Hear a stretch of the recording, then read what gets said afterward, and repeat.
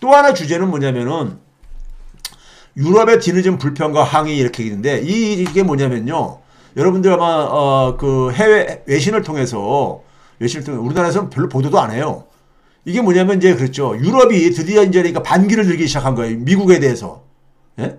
우크라이나 전쟁 때문에 유럽은 그러니까 사실 지금 경제로도 가장 많이 피해를 보고 그런데 미국은 이 전쟁을 치르면서 굉장히 이익을 추구하고 있더라 이거예요. 예? 이익을 추구하고 있더라 이거예요. 자기들은 지금 그러니까 물가도 굉장히 고물가로 저 피해를 보고 있고 경제도 굉장히 지금 망가져가지고 죽겠는데 예? 미국은 같이 도와달라고 해놓고 나서 미국은 이 우크라이나 전쟁으로 돈을 벌고 있더라 이거예요. 근데 제가 이거 과거에 얘기를 했잖아요. 유럽 지도자들이 저는 이 얘기를 보면서 굉장히 치근하다는 생각이 들어요. 제가 그랬죠. 유럽의 정치 지도자들이 옛날 그러니까 50년대 60년대 2차 세계대전 이후에 그런 지도자들이 별로 안 보인다. 예? 우크라이나 전쟁에 대해서 이 전쟁을 종료시키기 위해서 유럽이 나서야 된다. 예? 미국과 러시아가 그러니까 이거 협상을 하도록 그러니까 이거를 해서 이런 얘기 했었잖아요. 과거에요. 이게 언제 한 얘기냐면요. 5월 25일날 제가 방송에서 최백은 TV 90회에서 제가 그때 그랬었습니다.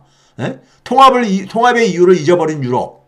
그 유럽의 그러니까 빈곤한 리더십을 제가 당시 지적을 했었습니다. 혹시 방송 못 보신 분들은 이 5월 25일 날 90회 분을 봐보세요. 그때 제가 그랬습니다. 유럽이 지금 이렇게 우크라이나 전쟁을 마냥 방치하면은 유럽이 가장 피해를 본다. 에? 피해를 본다. 유럽의 통합 이유가 뭐느냐? 유럽 통합의 이유 중에 한 가지가 뭐냐면은 미국의 일방적인 그러니까 소위 말해서 힘의 그 논리를 소위 견제하기 위해서 유럽이 통합을 한 거거든요. 전쟁을 방지하기 위한 목적도 있고, 여러 가지가 있는데, 유럽 통합의 중요한 이유 중에 한 가지는 뭐냐면요. 유럽이 개별 국가로 미국에 대항하기에는 안 된다 이거죠. 너무 그러니까, 대등하지가 못하니까요. 그렇죠?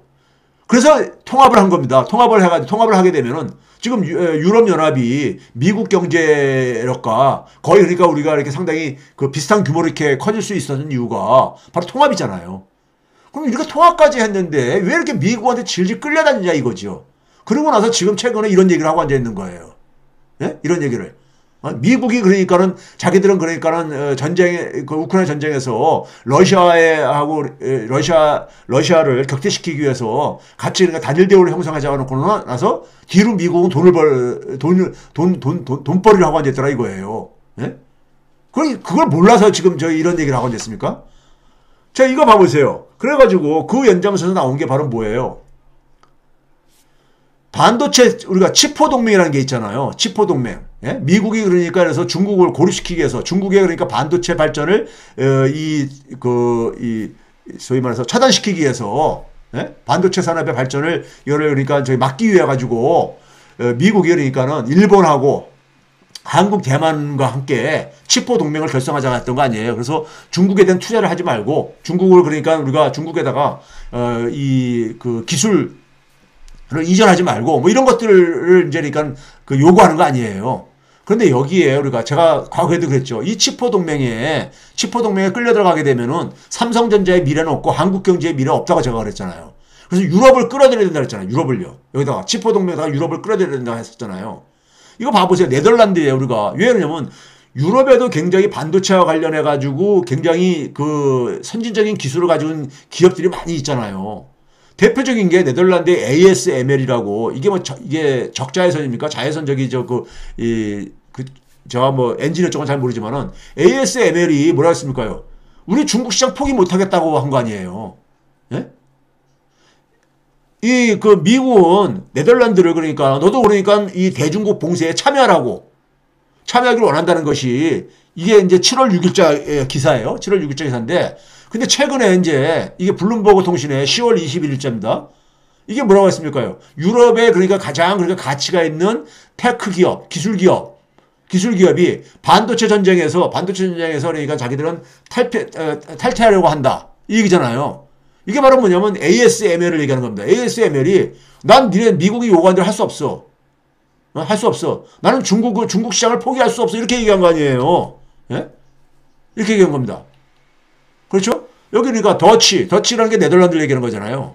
네덜란드가 미국의 요청을 거부했다는 거예요. 그러니까요. 예? 뭘 거부했냐?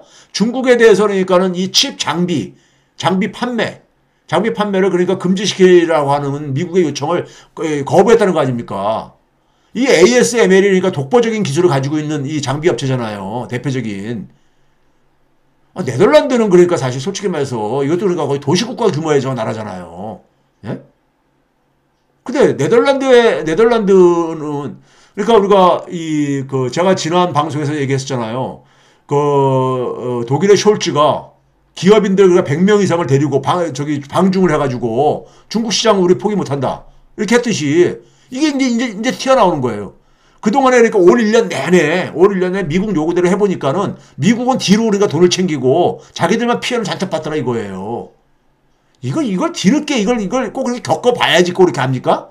그래서 제가 유럽 정치인들이 많이 그러니까는 과거와 같은 그러니까 그런 패기 있고 현명한 정치인들이 안 보인다 유럽에 이런 얘기 한 이유가 바로 여기에 있었습니다.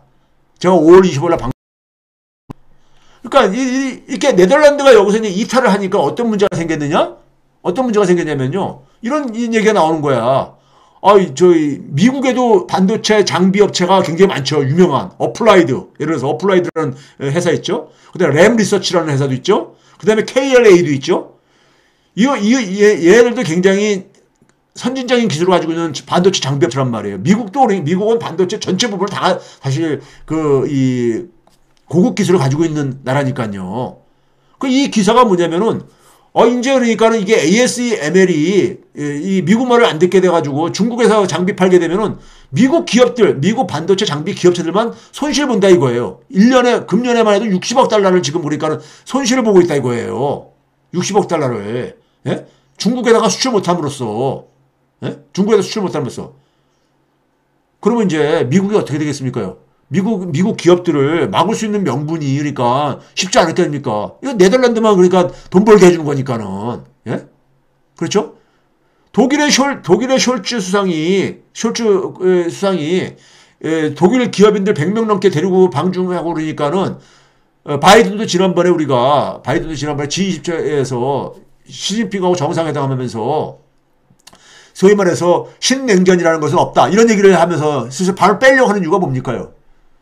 국제사회 속에서는 국익이거든요. 국익. 예? 국익이요. 그러니까 뭐냐면은 유럽이 저렇게 나오다 보니까는 미국 혼자서 그러니까는 중국 시장을 그러니까 이렇게 배제하게 되면은 미국만 피해 보는 거죠. 미국만 피해 보는 거란 말이에요. 근데 우리는 지금 뭘 하고 앉아 있는 거냐고요. 미국조차도 그러니까 지금 이렇게 방향선회를 하려고 하는 상황 속에서 우리만 여전히 그러니까는 대중국 봉쇄에 그러니까 제일 선두에서 돌격대장 노릇을 하고 있는 이런 참 한심한 꼴이 바로 외교 참사가 경제 위기를 가지고 오는 거잖아요. 이거 봐보세요. 그래서요. 글로벌 타임스 이게 중국의 그러니까 영자 관영 저거죠. 이게 뭐냐면 네덜란드의 이 신호가 뭘 의미하는 거냐면은 네덜란드 이 신호가 뭐냐면은 일본하고 남한 워싱턴에 대한 남한의 저항을 그러니까는 부추길 것이다 이거예요. 예?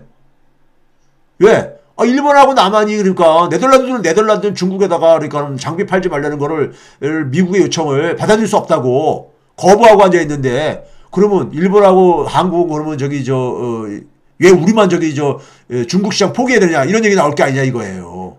예? 중국에서는 뭐냐면 사실상 그러니까 이 치포 동맹은 굉장히 취약성을 건드리고 있는 거죠. 네? 지금 이런 상황이라고요.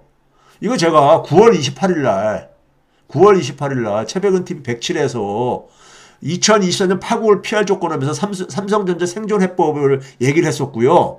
그리고 뭐냐면은 그 다음날 제가 홍사원의 경제쇼 나가서도 홍사원 경제쇼에서 타이틀을 이렇게 걸었잖아요. 삼성전자 문제 못 풀면 대한민국 경제 위기 온다. 치포에 유럽을 끌어들여야 된다. 예? 그 유럽 끌어들였으면요. 우리 이렇게 삼성전자가 중국 시장 포기 못 하겠다고 얘기를 했잖아요. 그래서 정부가 좀 나서달라고. 근데 이놈의 정부는 윤석열 정부는 그런 거에 대한 능력도 없고 국익에 대해서는 관심도 없어요. 제가 볼 때는. 그냥 일본과 미국이 그냥 요구하면 그냥 무조건 다 그냥 알아서 다 들어줘. 그 피해는 고스란히 국민들과 기업에게 돌아오는 것이고요.